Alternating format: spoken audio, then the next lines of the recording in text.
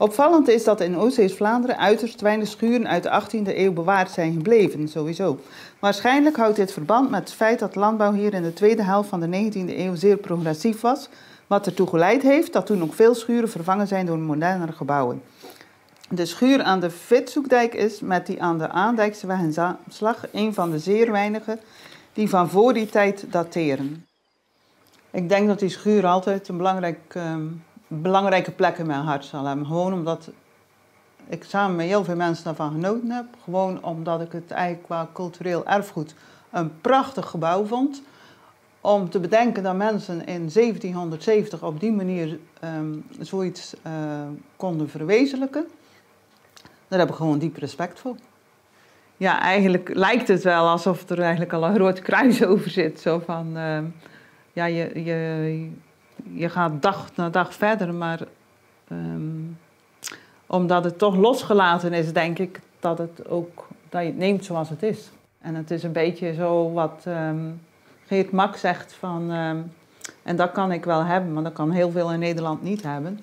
Van als hij zo op zijn tochten is, van, dat hij dan ziet dat er eigenlijk heel weinig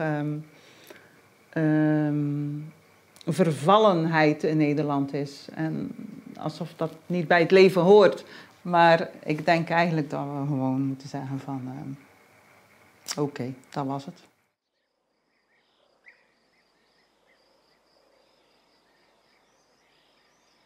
Hier vooraan aan de weg, daar ben ze er aan het slopen. En die gaan ze ergens aan weer opbouwen, schijnbaar. Aan de overkant ergens slopen.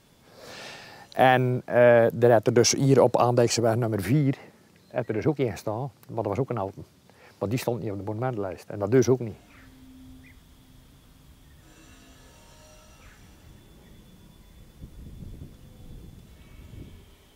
Ik ben van plan om dus alles wat de rotzooi eruit te halen en de vrachtsloopvergunningen.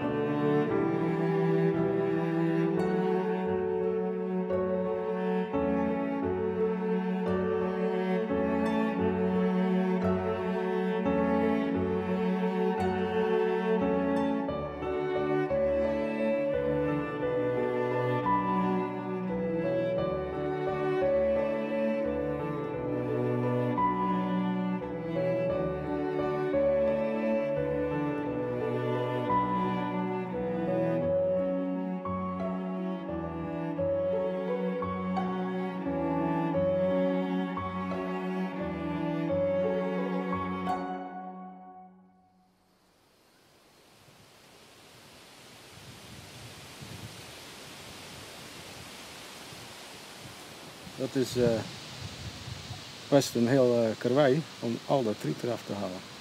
Ik denk dat er misschien wel 2 vrachtwagens riet vanaf komen.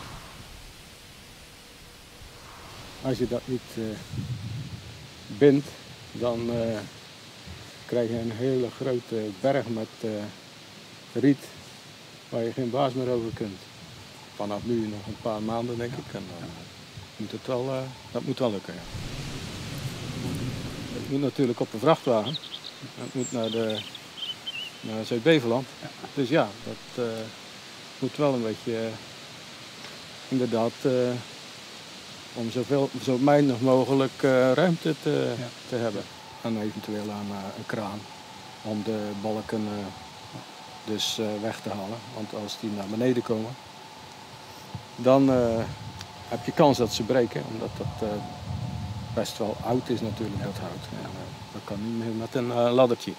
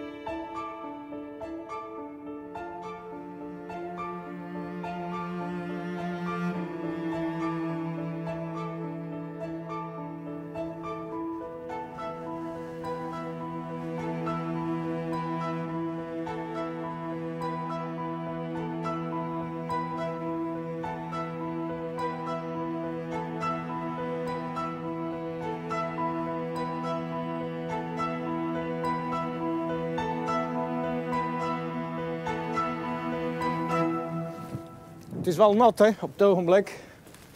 Ja, de koeien stonden ook een beetje nat en die moesten ook plotseling naar binnen.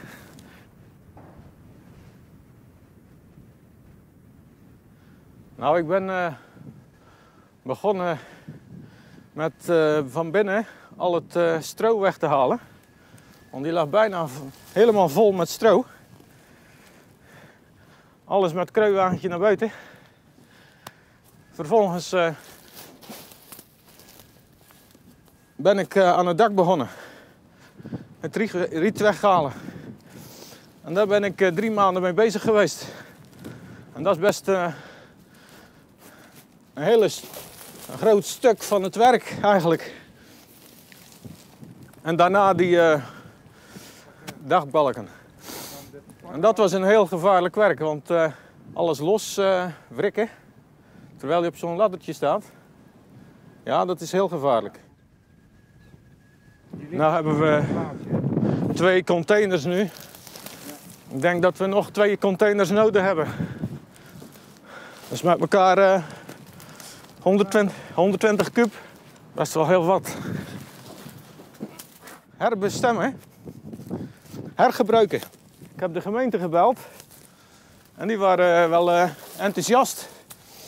Dat ik zo'n oude schuur weer wilde plaatsen.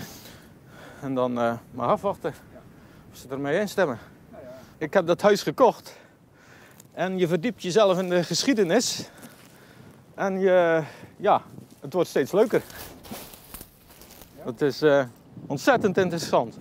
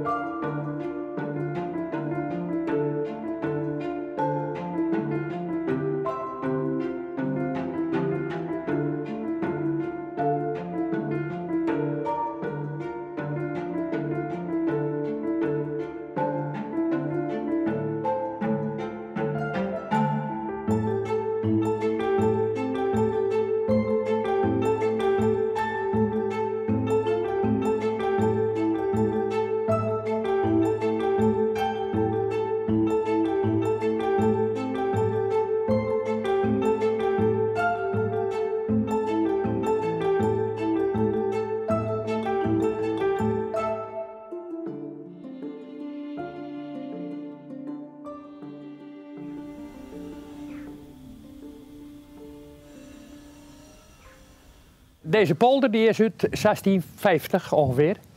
Die is eerst in 1550 een keer ingepolderd. Is terug overstroomd. In 1650 is die opnieuw ingepolderd. En de eerste schuur die heeft hier gestaan, zo waarschijnlijk. En dat was een houten. En dan later, toen die polder wat ingeklonken was, toen hebben ze deze schuur gezet en die zou ongeveer uit 1720 zijn. Die is 40 bij 15 en 12 meter hoog.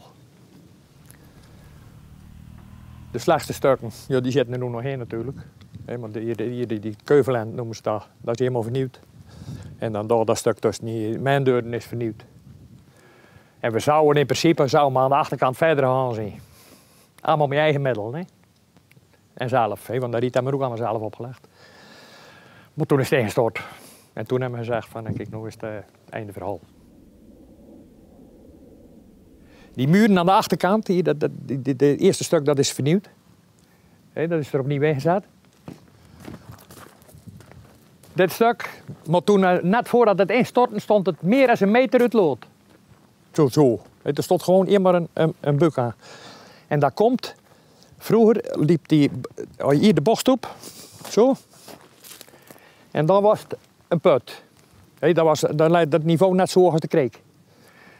Dus in de loop der jaren is heel die schuur, die is min of meer naar die kreek toegezakt. En ik had het allemaal gestut. Ik had overal stempels onder gezet, daar van achter. Maar dat heeft niet geholpen, maar op een gegeven moment is die... En ik zag het gelukkig aankomen, want ik had al net ervoor had ik er een draad gezet. Want hier lopen normaal schapen in de zomer.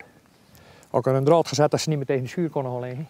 Nou, en ik denk dat er 10 dagen later poeft niet eruit.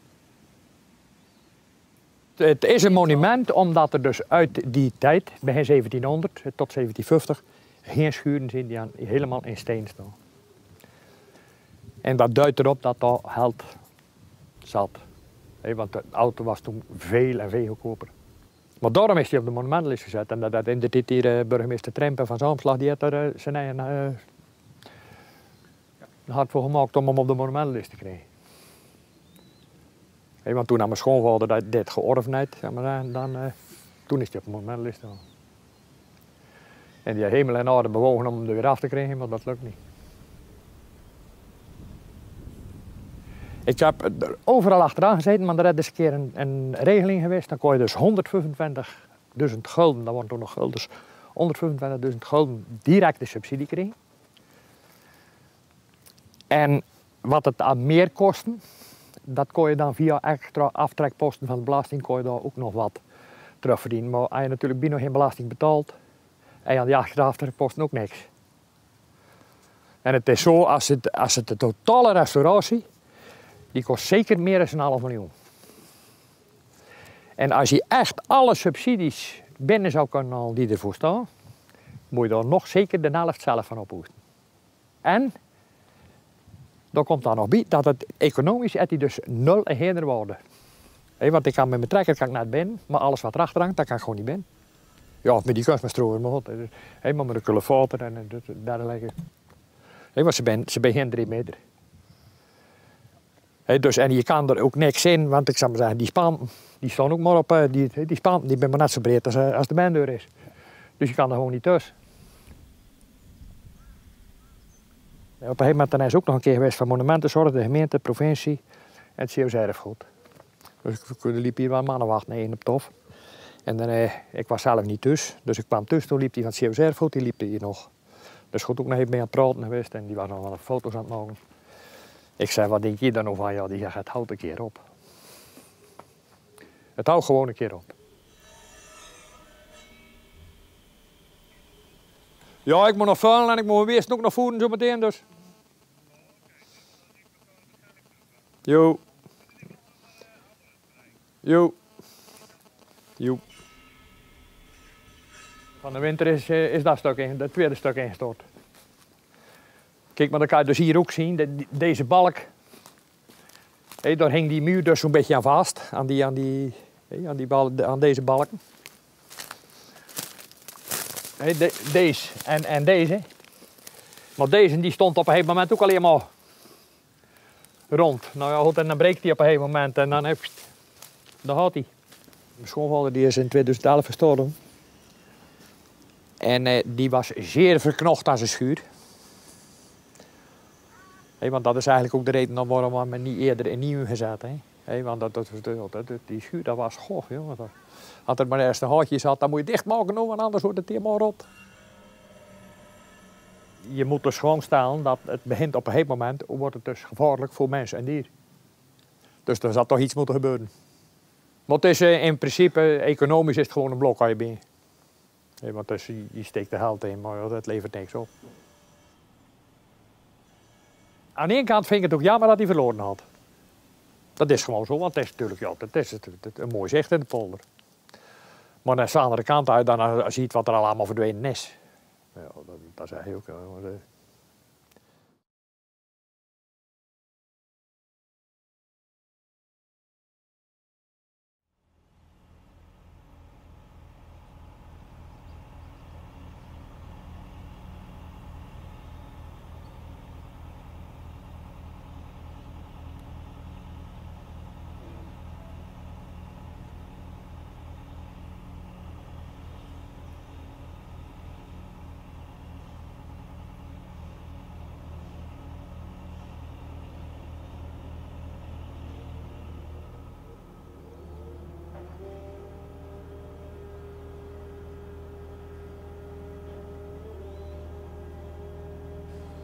Als alles goed meegaat, het weer en al en dergelijke. Een week. Week? En daar staat hij op. Kijk. Ja. Het betonpaneel, het laatste voer komt af vandaag. En dan komen er 2 kopspanten erin. En dan kunnen we opbouwen, spanten erin. Spant of 3, 4 zeker nog. Alles naar elkaar linken. En dan de luifeltjes erop. Die binnenpaneel, dat je ziet dat er een voergang is. Dan kunnen de beesten erin, dan kunnen de hekken opgemeten worden. En dan kunnen die gemaakt worden. Ja. En dan taggen.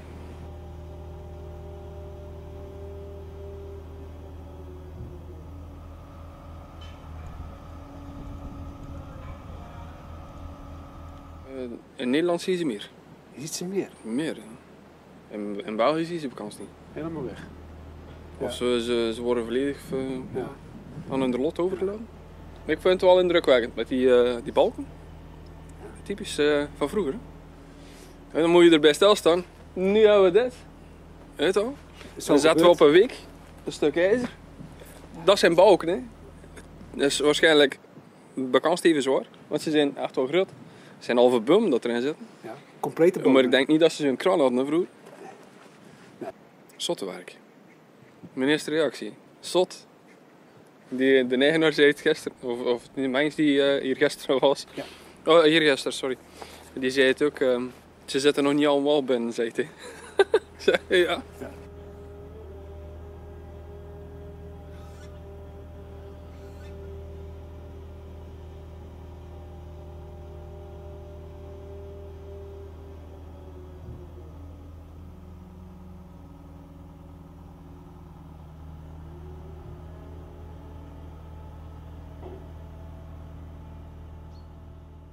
Mijn ouders die zijn hier gekomen in 37, om precies te zijn 4 maart. Ik was 4 jaar toen we hier gekomen zijn, ja. Maar ja, als kind dan heb je geen benul van de schuur. Ja, wat is een schuur? En ja, de werkpaarden stonden erin en de koeien. Ja, dat is het enige begrip wat ik ervan weet. De schuur die zal ongeveer 1740, 1750 gebouwd zijn. En het is allemaal, ja, zie je, eigenlijk ben het allemaal bomen, hè. Allemaal rondhout. Dan we hier kwamen wonen, naar hier de paardenstal. Met 2 dubbele stands, maar die waren eigenlijk te klein. Of de paarden die waren te groot en te breed. Dan is dat verbouwd en er waren hier 2 veulenstallen. De meisjes die een veulen moesten krijgen, die werden dan apart gezet.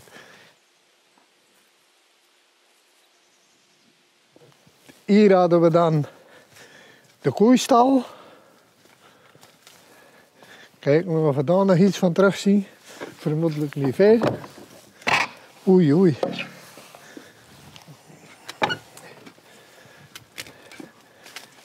Hier stond, dan hadden we daar 6 melkkoeien en hier 6 melkkoeien. En hier een beetje jong vee. En dan was er aan de achterkant van de schuur ook nog een gedeelte waar ook jong vee stond.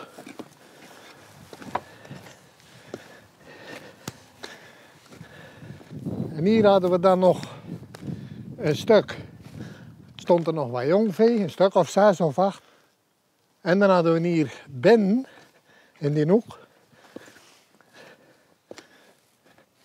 Dan zijn we altijd het oude onderkot, kettekot. Waar of die naam vandaan gekomen is, dat weet ik niet. Bij ons is het nooit gebruikt als keppen en er nooit in gezeten.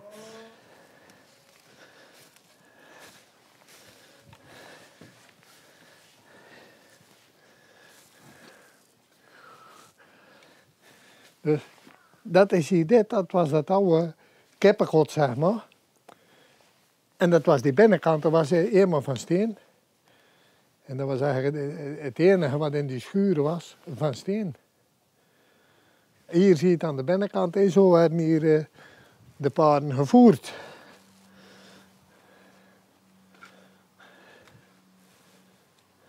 Dus vroeger kwamen die stallen allemaal tot hier en dan is er hier dit stukje bijgekomen. Heel het eind, want dat was hier ook, dan kon je van voren uit de schuur, was er een smal hangetje, kon je helemaal naar achter lopen. En dan stond hier de betemolen. Dus dan moest je dan vandaar helemaal door de voerhang. En hier stond dan de betemolen, dat was de beet. Dan moest je weer aan zijn gemaal weer terugdragen naar de koeien. We waren ermee bezig. Hè? En nu gaat de schuur weg. Ja. Dit is het zogezegd het restant ervan. Hè? Op zich vind ik het niet zo erg. Nee. Hey, ik ben hier uiteindelijk toch lang genoeg weg. Ik bedoel, maar ja, je hebt er niet meer zo'n eigenschap aan. Hè? Tenminste, ik niet.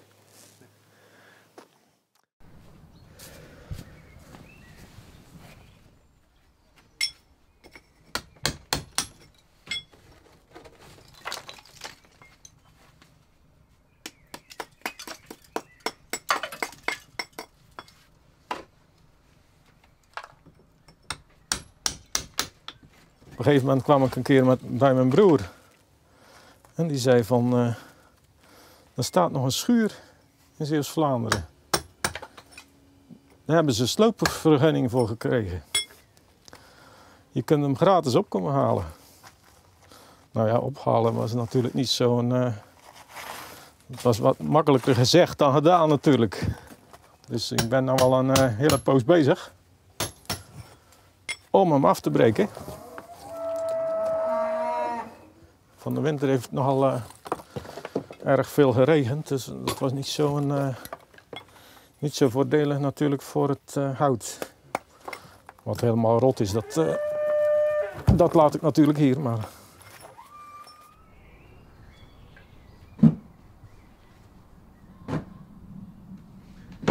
Ik ben nu op het ogenblik aan de piezel bezig. Een piezel, dat is een opslagplaats voor graan. Heel vroeger deden ze dat van hout. Later werd die ook gemetseld. En waarschijnlijk was het ook om diefstal te voorkomen. Die stenen die ben ik nou een beetje los aan bikken. Want die ga ik weer hergebruiken voor de herbouw van de schuur. Er zal toch wel wat geïmproviseerd moeten worden om dat weer op dezelfde manier terug te zetten zoals het nu gestaan heeft. Maar nou, ik heb toch wel een goede hoop dat dat gaat lukken. Bij mij heeft er precies dezelfde schuur gestaan, dezelfde afmetingen. En dan wil ik eigenlijk een reconstructie maken van hoe het vroeger geweest is. En dat kan natuurlijk mooi met zo'n schuur. Vandaar dat ik daar probeer alles op alles te zetten om dat te behouden. En eventueel te reconstrueren. Ik ben gisteren toevallig bij de gemeente geweest. En nou ja,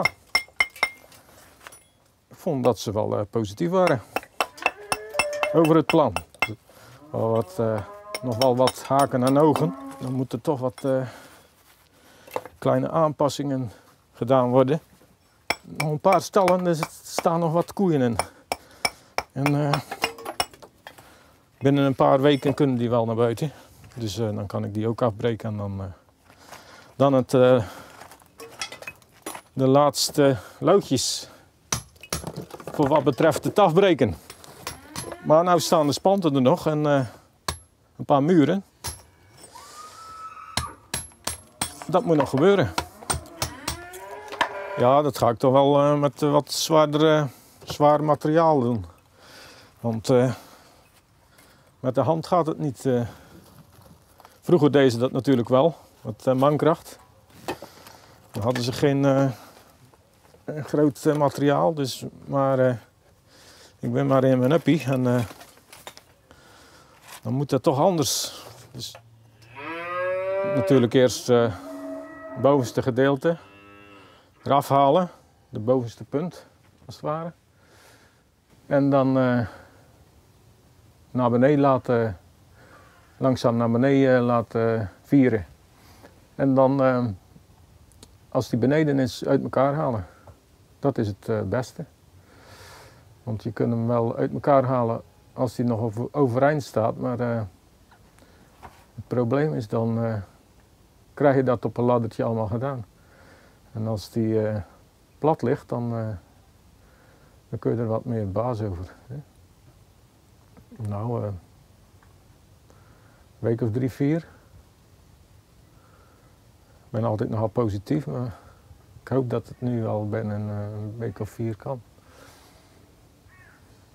Maar goed, als het niet kan, dan wordt het gewoon wat later. Heel simpel. Ik ben ook maar alleen, dus ja. En ik ga me natuurlijk niet te zenuwachtig maken. Er is niemand die achteraan me zit.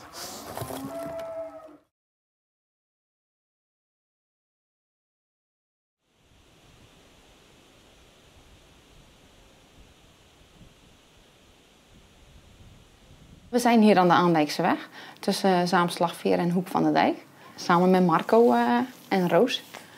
Sinds november 2011 ongeveer, eind november. Dat is een prachtige plek hier zo. Prachtig. Midden in de polder, de ruimte. Heerlijk. De schuur is geweldig, hè? Prachtig, zo'n mooie oude schuur, riet gedekt. Echt prachtige schuur.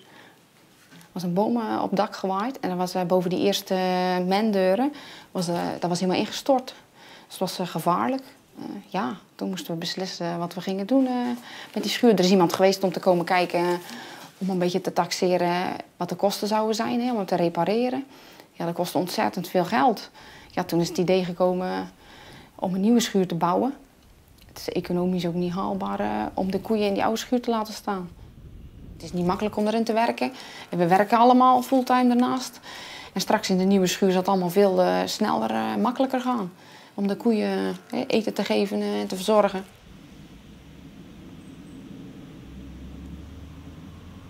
Dus het is dan besloten om de schuur weg te doen. En eerst waren ze dan van plan om de nieuwe schuur op de plaats van de oude schuur te zetten. Maar toen zagen we wel in dat het afbreken van de oude schuur nogal wat voeten in de aarde zou hebben. Dus toen is besloten om de nieuwe schuur op een andere plaats te bouwen. Die poes? Ja. Ik vind het heel erg dat de schuur weggaat. Ik vond het zo mooi. Enfin, het is nu nog mooi. Maar het planket is ook helemaal weer... Het is helemaal kapot, hè? Yeah. Kom je nog even kijken? Ja. Dat is jammer, hè? Het is helemaal Het kapot. is allemaal geraakt. Ja. En dan stonden hier de koeien, hè? Ja. En wat heb Sjaak nou gedaan? Die is alles aan het afbreken, hè? Ja, kijk, daar was eerst een raampje. Ja. Er is er bijna niks meer van te zien, hè? Nee, maar dat glas was er al heel lang uit. Dat glas was er al lang uit, hè? Ja. Ja. Kijk, er staan allemaal gras in de schuur. Nee, wat is dit glas? Dat is tarwe. Ja. Kijk, die groeien gewoon. Ja, Midden in de schuur. Oh, ooit heb ik wel eens gedroomd van... misschien zouden we er bed en breakfast in kunnen beginnen of zo. Maar ja, nee, het is niet... we zagen er geen gat in zelf. Het is geen monument, een schuur. Dus dan wisten we eigenlijk niet goed of we dan die vergunning zouden krijgen. En zonder pardon kregen we gewoon die sloopvergunning. Dus dat was wel een beetje... ja, keken we wel van op. Er is ook niemand komen kijken of zo. Ja, toen belde Sjaak opeens. Toen moest hij zelf eerst nog een week op vakantie of zo. 2 weken later belde hij terug. Toen zaten we in de auto, toen kwamen we terug van de Efteling. En toen belde Sjaak dat hij me af wou komen breken. En toen zei ik, dat is goed. En de volgende dag stond hij daar. 31 juli was het toen. Sjaak was nogal optimistisch wanneer de schuur weg zou gaan. In eerste instantie dacht hij in 3 maanden, 3, 4 maanden. Dus, maar nadat dan dat dak helemaal eraf was, zagen wij natuurlijk ook wel dat dat niet ging gebeuren. We hebben geholpen met het riet af te voeren. Aan de kant die hij niet kon gebruiken, dat riet. Maar verder, en af en toe nog wat leegruimen, wat spullen eruit halen. Maar verder hebben wij niet geholpen. Wij hebben druk genoeg met onze andere werkzaamheden. En Sjaak heeft spijtig genoeg ook van niemand anders hulp gehad. Hij heeft een hele grote familie. Daar hebben we eens 1 keer iemand komen kijken. Maar verder heeft Sjaak alles alleen gedaan. Dat is echt bewonderenswaardig. Hij zegt wel steeds dat hij een planning heeft. Maar die planning die klopt dan toch naderhand niet meer zo goed. Volgens mij zei hij in april al... en volgende week gaan we de schuur verder afbreken. Maar hij staat er nog. Nou, we willen nu toch wel graag dat hij september, oktober weg is. Voor de winter. Ja. En dan heeft het meer dan een jaar geduurd. Maar het is wel mooi dat hij niet in 1 keer weg is gegaan. Want ik heb nou hebben we er langzaam afscheid van kunnen nemen. En kunnen aanvaarden dat hij echt weggaat. Maar we zijn heel blij dat hij straks bij Sjaak terug opgebouwd wordt. Terug opnieuw. En dan kunnen we nog eens gaan kijken hoe mooi het was.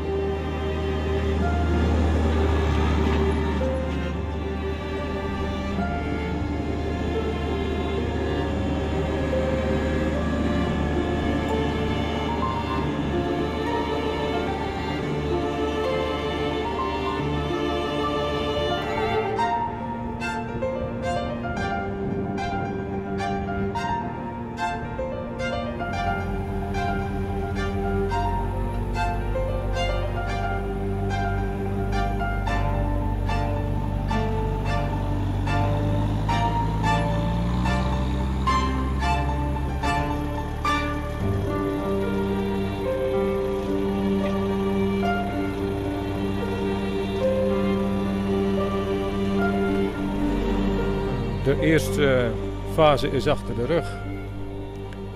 Ik zoek nog een plek om de gebinden zo lang op te slaan, waar ik tevens reparatiewerkzaamheden kan uitvoeren.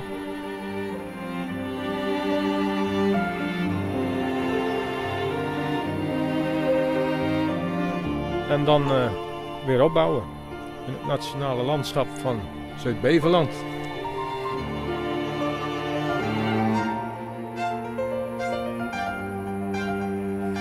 Met deze schuur wil ik de situatie van voorheen herstellen. Ik hoop dat het gaat lukken.